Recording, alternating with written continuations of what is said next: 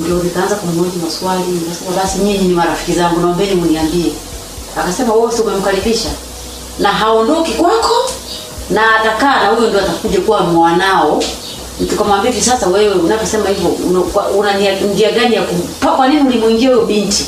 Akasema sisi usitake kujua. Nikasema mama yake ilikuwa mama yake niliambiwa hana mama wala baba. Baba ni mtu wa Tanga, mama ndio Msukuma wa Kahama. Wakaniambia kwamba yani yule mama anaitwa Josephina yupo hajafa. Yale mapepo yanasema. Ananiambia mimi mwenyewe yupo hajafa. Yupo na alizaa watoto watatu. Ila hajafa, yupo hapa lakini hata hakumbuki mtoto hata mmoja. Baada ya kutelekezwa na mzee wake.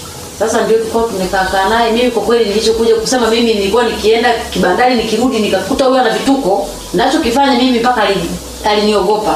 Nikimwambia unaniogopa ananiambia marudio yangu yanakuogopa sana. Hivyo tunaendelea kuishi napata somo kutoka kibandani. Wengine kunipeleka niende msikitini, mimi msikitini sijawahi kwenda hata siku moja.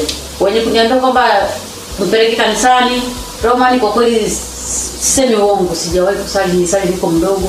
Kuna wachungaji hapa mtaani kwetu kama watatu. Kuna mama mmoja na kuna baba wawili. Kwanza kabisa nilimpigia mchungaji Kibiti. Mchungaji Kibiti nilipompigia akasema mimi niko Magu, afu tuko hatuelewani. Nikasema mimi mchungaji nataka nije uliko wewe. Mchungaji akasema kwamba niko mbali sana vijijini. Nivumilie nitakuja siku fulani. Nikaona huyu atachelewa Jumamosi mpaka kuamkia Jumapili. Siku nyingi sana kufuatana na huyu binti alivyo. Nikampigia akaniambia hivi nao waleta au ni watakuja kukuombea wewe. Mimi si naombewa na yule pia wa kwanza. Ndio naye nitaka ambaye ni mchungaji.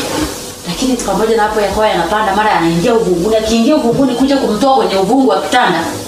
Labda mpaka nimtishie yale mafuta. Wote wanamuogopa na baki mimi na yeye. Mimi niko kwenye biashara lakini kumbuke bado nawaza huko ndani. Nikiwa nimesafiri lazima niweke vocha kwenye simu. Sasa hivi anafanyaje? Kaini na yale mafuta. Hivyo watu tunaendelea tunaishi mbaya. Siku moja ndio kupanda kwa mara ya mwisho. Nisisahau alisema sisi wewe unatuzuia sana kuongea kuja kwa Amina. Una chakula gani cha kutulisha? Sisi tunataka utupe chakula. Nikamwambia chakula gani? Akasema una vyakula vingi hapa kwako, tunataka utupe chakula. Sasa mimi sikujua kama ni mtu anayenyonya watu damu au anachukua watu, labda na mimi nilikuwa naomba chakula hicho, labda nilikuwa naomba utoe na mimi sadaka, nilikuwa sijui. Nataka toto kamoja. Nilikuwa sijui kwa kweli. Ndio sasa hapo ndio amenifumbua nini? Masikio kujua kwamba labda nilikuwa naomba kitu gani. Tuko tumekaa pale nje kabisa tunaongea. Ninashika kabisa maji na usitumwagie. Tunaongea. Tumesema tuongee, tunaongea, bubu tumemfukuza ametoka. Tunaongea. Ndio sasa mimi nakuja kumaliza kutoka hapo ndio akawa amezinduka na yeye akaenda bafuni. Ndio kuja kumuuliza ulikuwa umeenda wapi? Anasema ngoja tu nikwambie nilikuwa nimeshaamua kabisa kwamba huyu binti aondoke. Arudi alipotoka. Kakake yeye anataka arudi aende kwao kule Tanga, aende wamtafutie waganga wa kienyeji wamtoe hayo majini. Mimi nataka arudi kwao. Baadaye nikasema kwa nini nisimtafutie kwanza mchungaji ayatoe?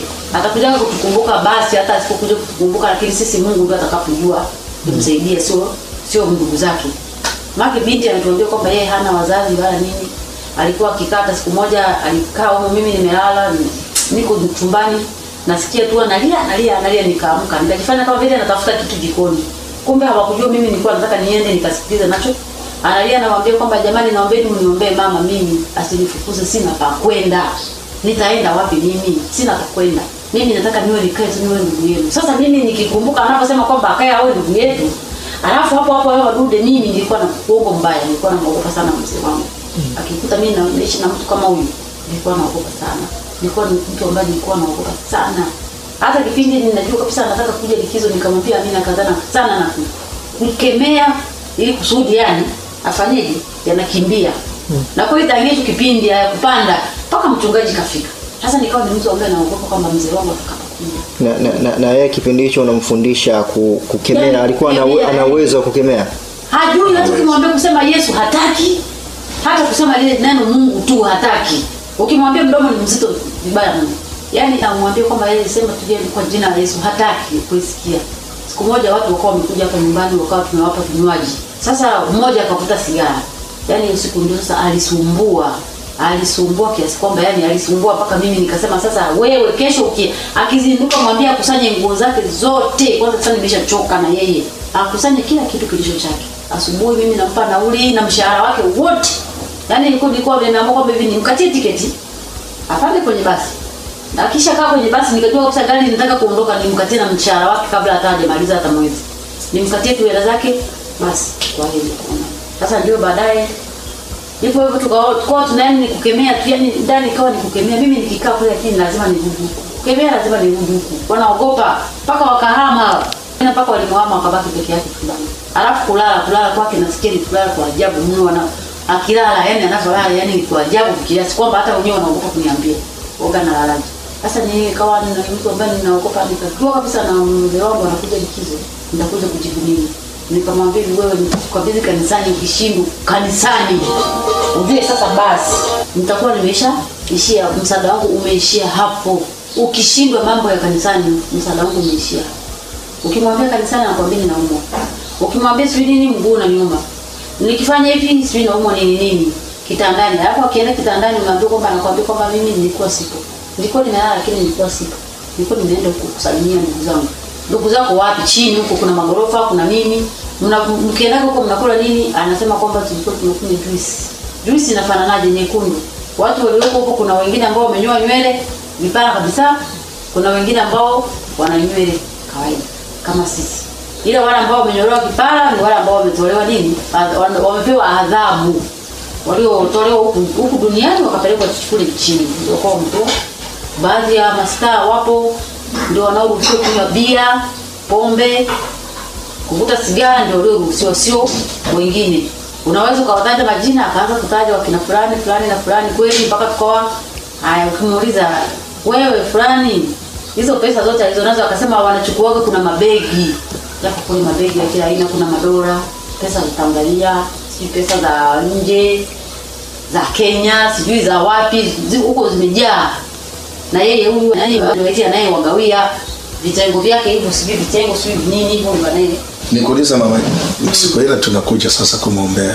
Nasikia aliwaambia mchungaji sasa hivi ameanza kuja. Baada ya tulimwambia hivi nilimwambia hivi jiandae, mchungaji kaniambia yuko njiani. Akaniambiaje? Najua sana yuko njiani anakuja. Na wakati unagonga akasema kwamba hivi kumfungulieni mchungaji yule hapo anakuja. Ndio kusikia hivyo mchungaji ameingia ndani, amegonga hodi kaingia ndani, alishika kisu. Ati nani kisu kile ulichukua kilikuwa cha nini? Nilikuwa sijui chochote. Hujui chochote. Na pale nimeshika ile kile kisu nilikuwa najitambua sana kwamba naosha kisu. Ila kwa cha ushangazi kile kisu niliking'ang'ania kama lisali moja. Alinibembeleza sana. Ukiacha. Alinibembeleza sana mataka kisu. Sijui nilifikiria unachukua kisu cha kufanya nini? Kisu kile nilikuwa naosha, sio nilikuta namalizia kuosha vyombo. Ulikwenda kiosha tu. Alinibembeleza sana, matokeo yake kitu kanituma nimpe kampa. Sasa mimi cha kushangaza kitu kingine tena hapo, mchungaji alikuwa ameshamaliza kuomba. Akasema sasa mimi nikamwambia sasa pale mimi pale nauzaga vitu kama vinywaji. Ujaribu kwa unaenda kufanyaje? Tunaenda wote pale kibandani. Kufika pale kibandani tumekaa, mimi nikaona kama nimejisikia kama vile mvivu, ngoja niende ndani nikaoge. Nikamwacha kuna mwanzake kutoka huko kurudi na kuja nakuta watu wako wanashangaa. Nani ananiambia kwamba yani unabali mimi, kuna jirani yako mmoja anapenda sana kujigeuza, anaingia humu. Alikuwa amekaa humu, kuna mpangaji wangu ametoka, lakini wanapenda sana kuja kutembelea hapa nyumbani. Hata jana walikuwa yani wakisikia wao wanarudi kuja kutembelea. Sasa yule kijana alikuwa ameweka funguo zake kwenye stuli, akatoka nje, akarudi akaja. Akakaa pembeni hivi. Kumbe pembeni pale kuna huyo mama ambaye amemuona, amekuja na yeye amejigeuza kutoka kwake. Kaja kakaa kwenye lile, kuna kochi mle ndani. Akaenda na yule mama kwa amejikalisha kwenye lile kochi. Kumbe zile funguo zile akawa amechukua zile funguo amezitoa, kaweka madawa yake. Huyu akawa amemuona. Yule kijana anataka kushika zile funguo akamwambia ziache. Na yule naye jinsi nilivyokuwa nimewaambiaga kwamba kuna mgumo ndani kwangu, kuna mtu yuko hivi na hivi, akaziacha. Unaona? Mimi nimefika tu hivi sasa ndio naenda wananisimulia. Nikamuuliza nina kulikoni, akaniambia hivi. Akamsonda kabisa kwamba huyo mama yule alikuwa amekuja humu. Hata sasa hivi mimi nikitoka nje unataka nimtendee kitendo? Kweli niseme uongo, nilimruhusu kwamba siku akiingia hata ndani kwetu kwa nguvu yake ya giza mfanyie kitendo chochote. akiingia kwenye biashara yangu kama ameenda kuivuruga, mfanyie kitendo chochote. Unaona? Nilimruhusu kweli. Sasa ndio nikawa nimefanyaje? Nimeenda tena baadaye nakaa madudu yanarudi, anaweza anakaa kabisa, naona anaanza kujichekesha kama vile na mimi bado anayo madudu. Anaanza kusimulia tena yale mambo yake. Akaanza kusimulia, "Una habari? Mimi nimewaacha, nikajifanya nimelala, lakini nimeondoka nikaenda sehemu ambao watoto wanavaa uniform ya blue. Nimeenda nimechukua mtoto wa kike mmoja na wa kiume mmoja. Ila kingine kalikuwa ni kazuri, kanakimbizwa na mbwa, nimekasaidia. Ila wale wengine nimewabeba." Sasa ndio mumuulize kwamba hao watoto bado wako huko chini au wao watoto walishawarudishia wazazi wao. Kipindi hiki ambacho walikuwa. Kipindi hiki mchungaji ameshakuja, ameondoka. Unakumbuka hivyo? Vile nakumbuka. Kuna kitu ninachosahau. Yaani hiyo ndo niseme ilikuwa mara yangu ya mwisho kusafiri. Ilikuwa ni hivi. Ila siku hiyo ndo nilikuwa nimeshaanza kuwasimulia hawa jinsi ninavyofanya vituko. Ninapokumbuka jinsi yani niliota ndoto. Kama naotaga kama ndoto muda mwingine, lakini ni kitu ambacho kinafanyika. Nakumbuka nilichukua watoto wawili tu walikuwa wanavuka barabara. Ile mmoja kweli kabisa alikuwa anakimbizwa na mbwa. Wapi huko? Sijui. Ila ni kama uwanja wa shule. Wala watoto wao walikuwa wanavuka barabara. Nenda sijui ni kwao. Kale katoto nilikasaidia, alikuwa kakike. Nikasaidia, ila wale wengine nilichukua. Nikapeleka, ila nilikuwa nimekasirikiwa sana. Na nani? Wote. Wenzangu wote wameshanichukia. Ila ikabidi tu wakaniambia, "Yaani wewe pole sana." Ulichukua yani ukawachukua ukawapoteza kabisa au mwili uko? Niliwapoteza kabisa, sinasikia ndo ajali ilitokea. Sijui ajali, sijui ni ajali sababu baada ya kuniambia hivyo, nikaenda kibandani nikasema, "Jamani, binti yangu bado yale maruhani yake bado yako, hayo mashetani yake." Kwa sababu unasikia kwamba alikuwa amelala ndani, alafu akawa amezama akaenda huko anakoenda, ameibuka ameenda akachukua vitoto viwili. Kakike na kakiume, akawa amefanyaje? Amevipeleka huko chini anakoenda, huko kuzimu.